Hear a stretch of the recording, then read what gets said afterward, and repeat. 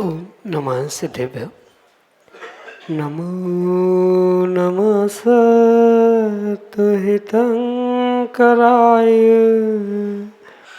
वीराय भव्याम्बुजभास्कराय अनंतलोकाय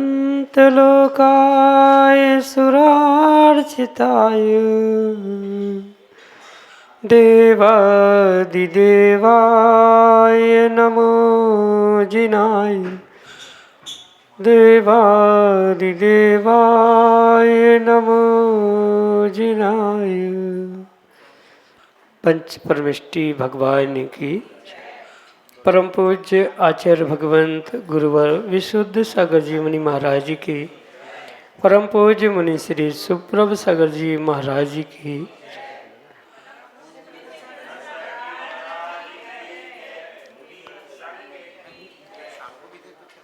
समीचीन विकल्पों का सम्यक समाधान, सम्यक ज्ञान की वह अनूठी विधा जो प्रतिदिन हमें आत्म कल्याण के पथ की ओर प्रेरित करती है। क्योंकि मन का विकल्प दूर करने का एक अनूठा उपाय गुरु भगवंत आचार्य श्री विशुद्ध सागर जी महाराज के मंगल सुभाषित से परम पूज्य मुनि श्री सुप्रभ सागर जी महाराज ने हमें प्रदान किया है। और वही सम्यक समाधान निश्चित ही हमारे कल्याण का पथ प्रशस्त कराने वाला है। सम्यक समाधान अल्प समय में ही उच्चता के शिखर को प्राप्त हो रहा है। 3 वर्ष पूर्णता की ओर हैं और इन 3 वर्षों में अनेकानेक भव्य जीवों ने अपने विकल्पों को गुरु तक पहुंचाकर उनका आगम के परिप्रेक्ष्य में सम्यक समाधान प्राप्त किया है। आप भी अपना विकल्प भेज करके और परम पूज्य मुनिश्री से उसका सम्यक समाधान प्राप्त कर सकते हैं। प्रारंभ करते हैं आज का सम्यक समाधान। और आज के पहले विकल्प के लिए आष्टा मध्य प्रदेश से श्रीमती चंदा जैन, डॉक्टर मगन जैन महाराज श्री के श्री चरणों में बारंबार नमोस्तु निवेदित करते हुए अपना समीचीन विकल्प रख रहे हैं कि महाराज जी, द्रव्य और गुणों की पर्यायों को हम स्वभाव विभाव अर्थ व्यंजन समान असमान जाति की अपेक्षा से कैसे समझें। हमारे समीचीन विकल्प का सम्यक समाधान करने की अनुकंपा करें। नमोस्तु महाराज जी, नमोस्तु। ओम नमः सिद्धम। परम पूज्य आचार्य भगवान गुरुवर विशुद्ध सागर जी महाराज की, परम पूज्य मुनि श्री सुप्रभ सागर जी महाराज जी की।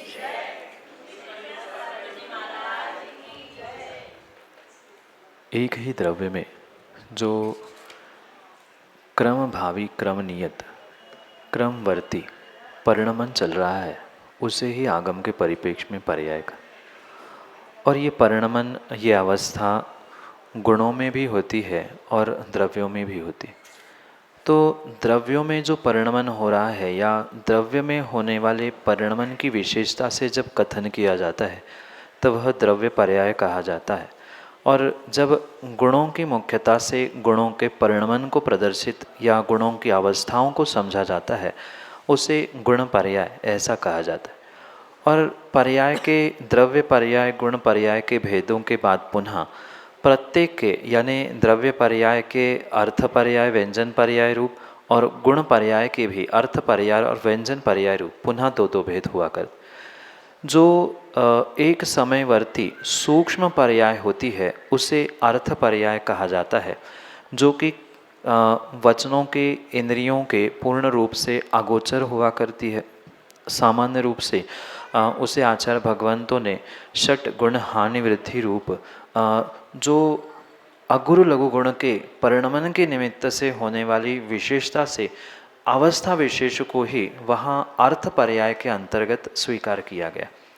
व्यंजन पर्याय वो कहलाती है जो स्थूल रूप से लंबे समय तक इंद्रियों के गोचर होने से सामान्य रूप से पकड़ में आती है, उसे व्यंजन पर्याय कहा जाता है। क्योंकि इन गुणों की परिणमन से और द्रव्यों की परिणमन से दोनों में भी ये अर्थ और व्यंजन पर्याय का परिणमन देखने में आता है।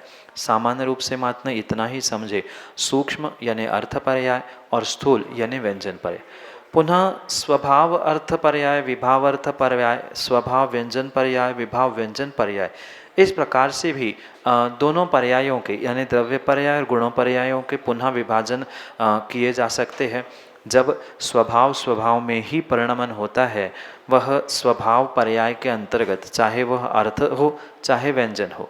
ये सीधा सा गणित मात्र इतना ही समझना होगा, जब सूक्ष्म परिणमन स्वभाव में होगा, वह सूक्ष्म एक समय का परिणमन स्वभाव अर्थ पर्याय के रूप में स्वीकार किया जाएगा, और जो स्थूल है लंबे समय तक होता है उसे व्यंजन पर्याय के रूप में स्वभाव के में और विभाव में भी ग्रहण किया जा सकता है।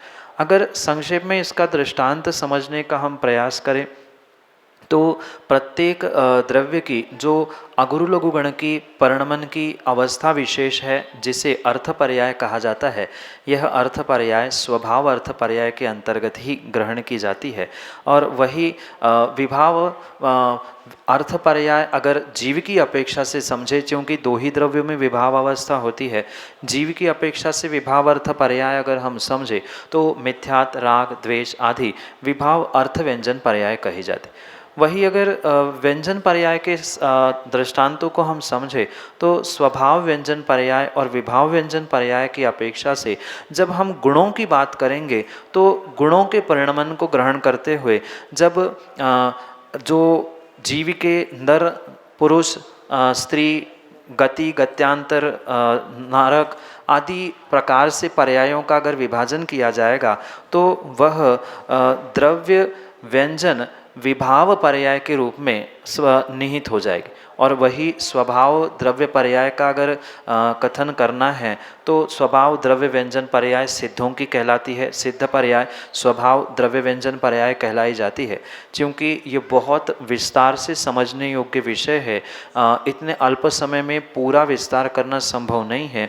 इसके विषय में आलाप पद्धति ग्रंथ में आचार्य भगवान देवसेन स्वामी ने बहुत विस्तार से सूत्र प्रदान किए हैं, जिसको यहाँ कक्षा आदि के माध्यम से पढ़ाने का सिखाने का प्रयास किया है। आपको अगर विस्तार से समझना है तो YouTube के माध्यम से इसकी क्लास जो पिछले वर्ष हो चुकी है आला पद्धति की, उसको आप पढ़े सुने देखें तो वहाँ और विस्तार से इसका खुलासा आपको हो सकता है।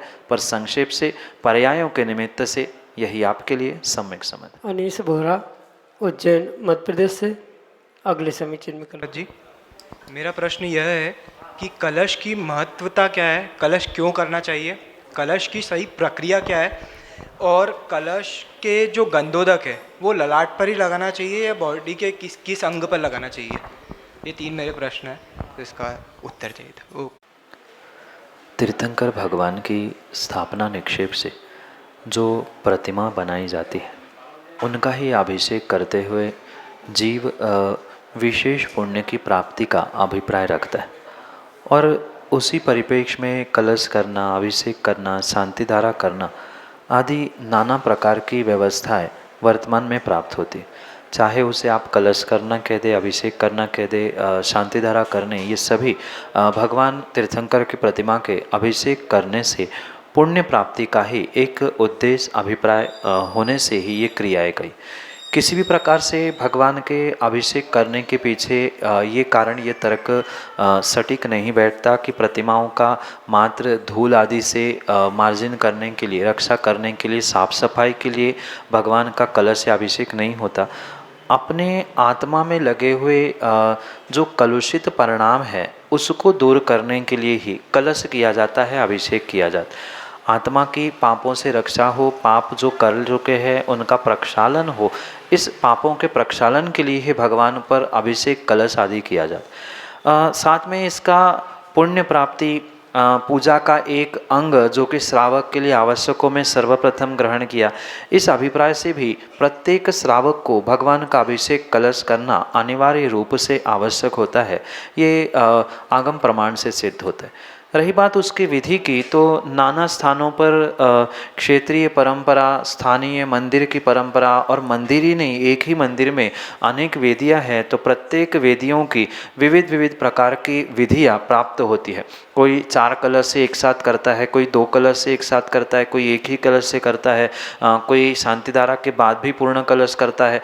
ये नाना प्रकार की परंपरा व्यवस्था इसके पीछे देखने में आती है, पर इसके लिए यही सर्वश्रेष्ठ विधि हो सकती है जो विधि हमारे भावों की विशुद्धि बनाने के लिए उपयुक्त है, साथ में किसी भी प्रकार से सामाजिक तौर पर मंदिर आदि की व्यवस्था, क्षेत्र आदि की व्यवस्था नहीं बिगड़ रही है, ऐसा ही कार्य करना इस कलश आदि के परिप्रेक्ष्य में व्यवस्थित हो सकता है। कहने का तात्पर्य यह है कि आप एक कलश लेकर भगवान का अभिषेक कर ले, चाहे दोनों कलशों से करे या 4 व्यक्ति एक साथ लेकर 4 कलशों से अभिषेक करे, तो जिस प्रकार से जिस विधि से भी आप कलश करें, पर इन कलशों को करते समय आपकी भावों की विशुद्धि बनी रहे।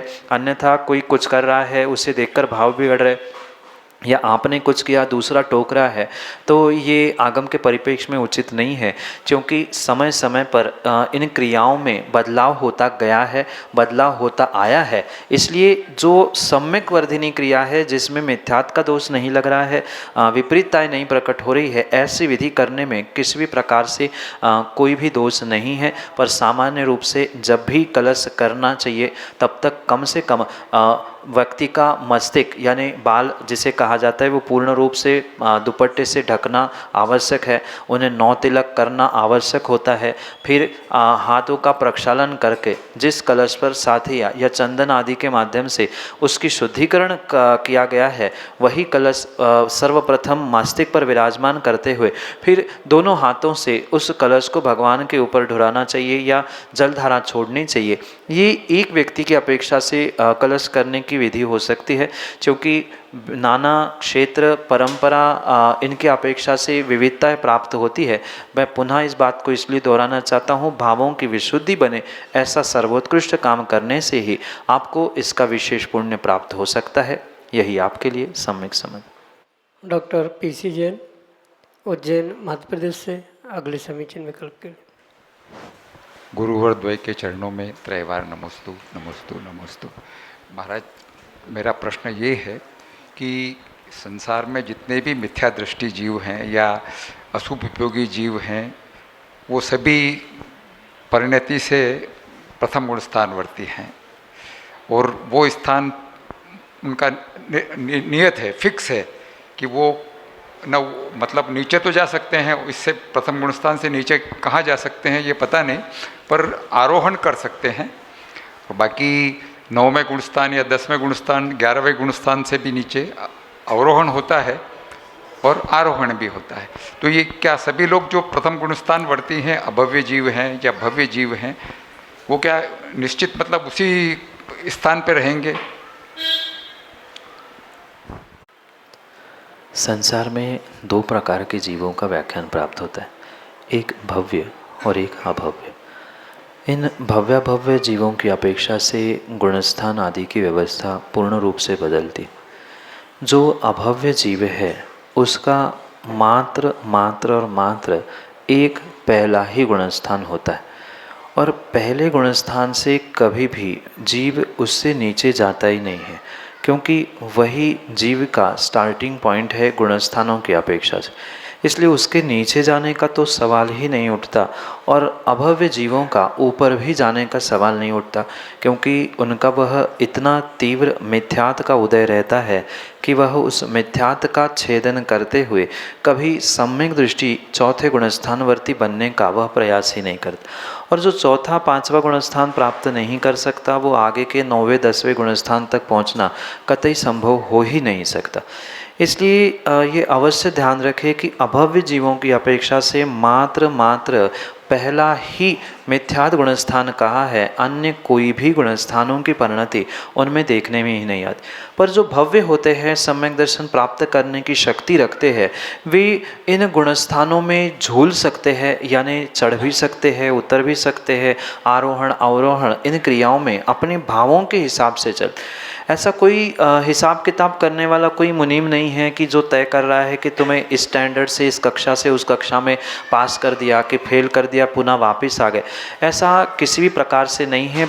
जीव अपने स्वयं के भावों से ही इन गुणस्थान विशेषों को ऊपर या नीचे के क्रम में प्राप्त करता है। इसके पीछे बहुत बड़ा सिद्धांत करणानुयोग में आचार्य भगवंतों ने बताया है कि किस क्रम से जीव चढ़ता है और किस क्रम से वो उतरता है। आवश्यक नहीं है कि आगे के गुणस्थानों में, मतलब 9वें 10वें 11वें आदि गुणस्थानों में पहुंचने पर वह नीचे ना उतरे। ये सत्य है कि 12वें गुणस्थान पर, 13वें गुणस्थान पर और 14वें गुणस्थान पर पहुंचने पर पुनः जीव नीचे नहीं आता, पर 11वें गुणस्थान तक पहुंचते पहुंचते जीव पुनः नीचे आ सकता है, क्योंकि 11वां गुणस्थान नियम से कालक्षय भवक्षय आदि की अपेक्षा से गिरने वाला ही कहा जाता है। साथ में दूसरा तीसरा गुणस्थान भी गिरते हुए का ही कहा गया है। इसलिए इन गुणस्थानों को करणानुयोग के परिप्रेक्ष्य में बहुत विस्तार से समझने की आवश्यकता है।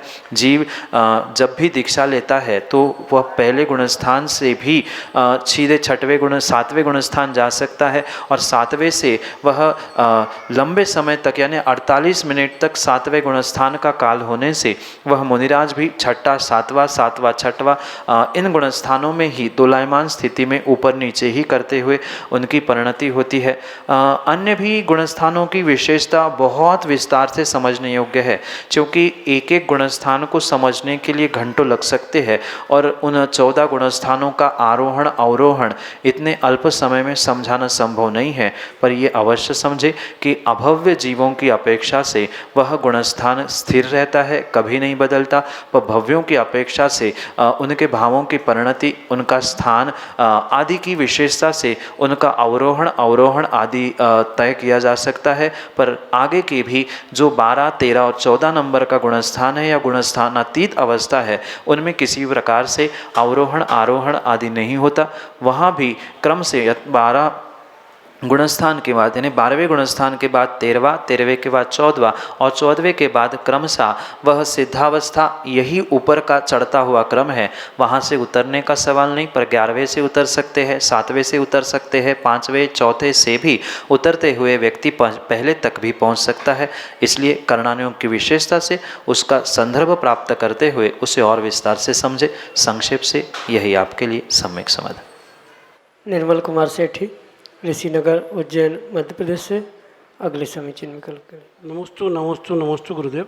महाराज जी कहते हैं कि अपना लोटा छान कर पियो, तो क्या इससे स्वार्थीपन एवं संवेदनहीनता के साथ ही भेदभाव नहीं छलकता है? ऐसे में संतगण अपने कल्याण के साथ ही समाज उत्थान कल्याण हेतु भी भरपूर समय देते हैं। इसका क्या उद्देश्य? क्या उक्त समझाई समाज की विसंगतियों के कारण दी जाती है? इससे संवेदनहीनता को बल नहीं मिलेगा? कृपया मेरी समीचीन शंका का सम्यक समाधान करने की कृपा करें। शायद आपने संत भगवंतों की इस वाक्य को, इस पंक्ति को विवेकपूर्वक समझने का प्रयास नहीं किया। जब वे अपना लोटा छानो, अपना स्वयं का देखो यह कहते हैं, वहाँ उनकी अपेक्षा को, उनकी दृष्टि को समझने की आवश्यकता है। वे किसी भी प्रकार से आपको स्वार्थी बनाने का उपदेश नहीं दे रहे हैं, न समाज में किसी विसंगति को उत्पन्न करने के लिए वे प्रवृत्त कर रहे हैं। वहाँ अभिप्राय उनका मात्र इतना है, जब आपको विपरीतताएं सामने दिख रही है तो उन विपरीतताओं को देखने से पुनः आपके भाव विपरीत होंगे, आप संक्लेशता को प्राप्त करोगे, आप अपने भावों को बिगाड़ने से अपने भाव को बिगाड़ोगे। जब आपको विपरीतता सामने दिखने लग जाए और ये आपको ज्ञात है कि वह विपरीतताएं ठीक हो ही नहीं सकती, तब हमें अपने आप को देखते हुए अपने में सुधार करना है, ना कि उनमें सुधार करने का पुरुषार्थ करना। क्योंकि बहुत सारे जीव यही सोचकर दिन भर परेशान है, मैं इसको ठीक करूं, इसको ठीक करूं, और सबको ठीक करने के चक्कर में ना वे स्वयं को ठीक कर पाते हैं, ना किसी समाज के व्यक्ति को ठीक कर पाते। तो ऐसे समय पर ये वाक्य अंगीकृत करने की आवश्यकता है, ग्रहण करने की आवश्यकता है, जिन्हें आचार्य भगवंतों ने माध्यस्थ भावम विपरीत वृत्ते इस प्रकार से कहा है, यानी विपरीतता सामने आने पर माध्यस्थ हो जाना, अपने स्वयं के बारे में देखना, ये यहाँ अभिप्राय है। क्योंकि अधिकांश स्थानों पर, अधिकांश समाजों में और अधिकांश नगरों में हमने देखा है कि व्यक्ति दुनिया की, समाज की प्रत्येक की पंचायत निपटाता है, दुनिया के बेटे बहुओं के रिश्ते संबंध करने के लिए तैयार है, पर स्वयं के घर में दिए तले अंधेरा होता है। ये अधिकांश स्थानों में देखने में आता है। उनके ही जो पिता दूसरों को समझाने के लिए पहुंचते हैं, उनका बेटा, उनकी बहू उनकी नहीं मानती है, तो पहले अपना लोटा तो छाने और फिर दूसरे के लोटे में जाके, इस अभिप्राय से वहाँ अपना लोटा छानने की बात कही है, ना कि स्वार्थी बनकर किसी को देखो ही मत, किसी पर दया नहीं करो। दया, अहिंसा, करुणा, इसके साथ साथ हमें दूसरों पर मात्र नहीं अपितु अपने पर भी पुरुषार्थ करने की आवश्यकता है। अगर अपने आप को बचाने का, अपने पर दया, अपनी अहिंसा का ध्यान रखा जाएगा तो ऑब्वियस है, स्वाभाविक है, दूसरों की दया और करुणा होगी ही। पर इसका मतलब जो आप समझ रहे हैं या बहुत सारे लोग समझते हैं कि ये स्वार्थी बनाने की या समाज की विसंगतियाँ और बढ़ाने का किंचित भी अभिप्राय नहीं है। एक बार समझाना ये श्रावक के नाते, समाज के कोई व्यक्ति होने के नाते से कर्तव्य बनता है, पर उतना ही समझाना चाहिए, उतना ही सुधारना चाहिए जितना हमारा बिगाड़ ना हो। अधिकांश दूसरों के समझाने में, दूसरों को सुधारने में अपना बिगाड़ कर बैठते हैं, और ऐसे जीवों के लिए कहा जा रहा है जो अपना तो सुधार कर नहीं रहे हैं और दूसरों को सुधारने में लगे हैं, उनके लिए बार बार प्रेरित करते हुए कहा जाता है कि कम से कम अपना देखो, अपने थाली में देखो, अपने दोषों को देखो। जब दूसरों के दोषों को, दूसरों की कमियों को देखकर सुधारने के भाव होते हैं, तब ये ध्यान रखना होगा कि पहले हमें अपना लोटा छानना है कि मेरे थाली में कितनी गंदगी है, मैं कितने गुणों से मंजा हुआ हूँ, मेरे में कितने दोष है। पहले हम अपने दोषों को निकालें और फिर दूसरों के दोषों का आरोपण किया जाए, उनको ठीक करने का प्रयास किया जाए, तो ही सार्थक है। इसी अभिप्राय से ये पंक्ति बार बार कही जाती है कि अपना लोटा छानो। लोटा छानने का मतलब मात्र स्वार्थी होना नहीं है। जब समझाने के बाद भी हम नहीं सुधर पा रहे हैं और सामने वाले के सुधरने की भी कोई गुंजाइश नहीं है, तो उनके चक्कर में हम अपने भाव खराब करते हुए अपने भावों को खराब ना करें। हम अपना सम्यक दर्शन देखें। दूसरों का चारित्र, दूसरों की क्रिया, दूसरों की कमी देखने से हम अपनी ही विपरीतता को प्राप्त करेंगे। इसलिए इनसे बचते हुए हम पुरुषार्थ करने का प्रयास करें। यही अभिप्राय से अपना लोटा छानना, अपना स्वयं का हित देखना पहले आवश्यक है। यही आपके लिए सम्यक समझ। ताराचंद जैन, ऋषिनगर, उज्जैन, मध्य प्रदेश से अगले समीचीन में नमोस्तु नमोस्तु नमोस्तु। महाराज जी, मेरा प्रश्न है कि आत्मा 3 प्रकार की होती है, परमात्मा, बाह्यात्मा और अंतरात्मा। ये चौथी आत्मा, भटकती आत्मा क्या है? महाराज जी, शंका का समाधान करें। अगर वास्तविकता समझे तो आगम के परिप्रेक्ष्य में 3 ही प्रकार की आत्मा होती है, बहिरात्मा, अंतरात्मा और परमात्मा। पर जिनको ये तीनों प्रकार की आत्मा नहीं दिखती, वो ही मोमबत्ती लेके हुए, गुमनाम है कोई कहते हुए भटकता हुआ दिखाया जाता है। पर ऐसा कभी भी नहीं होता। आत्मा 3 समय से अधिक भटकती ही नहीं है। मात्र 3 समय में कहीं न कहीं किसी अवस्था को वो अवश्य ही प्राप्त करेगी, चाहे वह बहिरात्मा हो, अंतरात्मा हो या किसी भी स्थान को प्राप्त अवश्य ही करेगी। और जिस पर्याय में पहुँचेगी, जैसी उसकी श्रद्धा होगी, यानी सम्यक दर्शन के साथ अंतरात्मा कहा जाता है, मिथ्यात्व के साथ बहिरात्मा कहा जाता है, और सम्यक दर्शन, सम्यक ज्ञान और सम्यक चारित्र का फल परमात्मा के रूप में स्वीकार किया जाता है। अगर उन भटकती आत्मा को ही हम समझे तो भी भटकती आत्मा बहिरात्मा ही होती है, क्योंकि उनको अभी देवशास्त्र गुरु नहीं मिले होते हैं और सच्चे देवशास्त्र गुरु के अभाव में ही जो चतुर्गति का भ्रमण कर रही है, ऐसी बहिरात्मा ही आगम के परिप्रेक्ष्य में भटकती आत्मा है। टीवी, मूवी, वेब सीरीज आदि के माध्यम से जो भटकती हुई दिखाई जाती है, ऐसी कोई भी भटकती आत्मा इस संसार में होती ही नहीं है। भटकती आत्मा आगम के परिप्रेक्ष्य में मात्र और मात्र ये बहिरात्मा है। मिथ्यात्व के कारण, विषय भोगों के कारण जो विपरीत श्रद्धान, विपरीत परिणति है, उसी कारण से ये चतुर्गति में भ्रमण करती है और भ्रमण करती है। इसी कारण से ये बहिरात्मा ही भटकती आत्मा है और भटकती आत्मा ही बहिरात्मा है। यही आपके लिए सम्यक समझ। श्रीमती रचना भारिल, उज्जैन मध्य प्रदेश से अगले समीचीन विकल्प। मुनिदेव के चरणों में बारंबार सत सत नमोस्तु नमोस्तु नमोस्तु। हे गुरुवर, परसों से पूजन करते हुए हम लोग आ रहे हैं और फिर हम उसमें बोलते हैं बिन जाने व जान के रही टूट जो कोई, तुम प्रसाद ते परम गुरु ते सब पूर्ण होए, जबकि भगवान तो करता ही नहीं है। तो इसका अभिप्राय क्या है? भगवान से मांगते हैं कि रही टूट जो कोई, तुम प्रसाद ते परम गुरु ते सब पूर्ण होए। यहाँ किसी भी प्रकार से भगवान को कर्ता नहीं बनाया गया। एक सम्यक दृष्टि जीव की ये श्रद्धा है कि जो भी मेरे में कमी है, जो भी मेरी क्रियाओं में त्रुटि रह गई है, वह आपके कृपा से, आपके प्रसाद से, आपके भक्ति से ठीक होगी, ना कि आप ठीक करने आने वाले। यहाँ किसी भी प्रकार से ये नहीं लिखा है कि आप आके मेरी त्रुटियों को पूरी कर दो या आप इसको ठीक कर सकते हैं। कहने का अभिप्राय मात्र इतना ही है कि ये जो कुछ भी मैंने क्रिया की है, ठीक है, मैं क्षमिक ज्ञान का धारी छद्मस्त हूँ, त्रुटियाँ हुई होंगी, भूल हुई होंगी, गलतियाँ हुई होंगी, पर इन भूल गलतियों को हे भगवान ऐसी में आपकी पूजा भक्ति आराधना करता रहूँगा तो नियम से ही मेरा ये जो विपरीत कार्य है या जो कमियां रह गई है वो आज नहीं तो कल पूरी होती जाएगी, हो जाएगी, या माना कि नहीं भी हो रही है तो मेरे लिए तो मात्र आपकी भक्ति आराधना करना ही पर्याप्त था। इसी अभिप्राय से ये कहा है कि आपके प्रसाद से, प्रसाद का मतलब जो प्रसाद बंटता है ऐसा कोई प्रसाद नहीं, न भगवान उतरकर आपको कुछ ठीक करने वाले हैं। आपकी कृपा से, आपकी भक्ति से ये सहज हो जाएगा। ये सम्यक दृष्टि की श्रद्धा होती है। उन्हें शब्दों में पिरोते हुए कवि ने आपके प्रसाद से, आपकी भक्ति से, आपकी कृपा से ऐसे नाना शब्दों से कहा जरूर है, पर किसी भी प्रकार से यहाँ भगवान को कर्ता बनाने की अपेक्षा है ही नहीं। हमारे जैन दर्शन में भगवान कर्ता नहीं होता, न वह कर्ता होता है, न कभी उसे मिटाने वाला, न बनाने वाला। वह तो अपने आत्मा का आनंद लेने वाला ऐसा सर्वज्ञ है। पर उपचार से ऐसा मात्र कहा जाता है कि ऐसा होता है, पर ये कथन मात्र है, भक्ति की भाषा है, अपितु ये कर्ता बनाने का अभिप्राय नहीं। यही आपके लिए सम्यक समझ।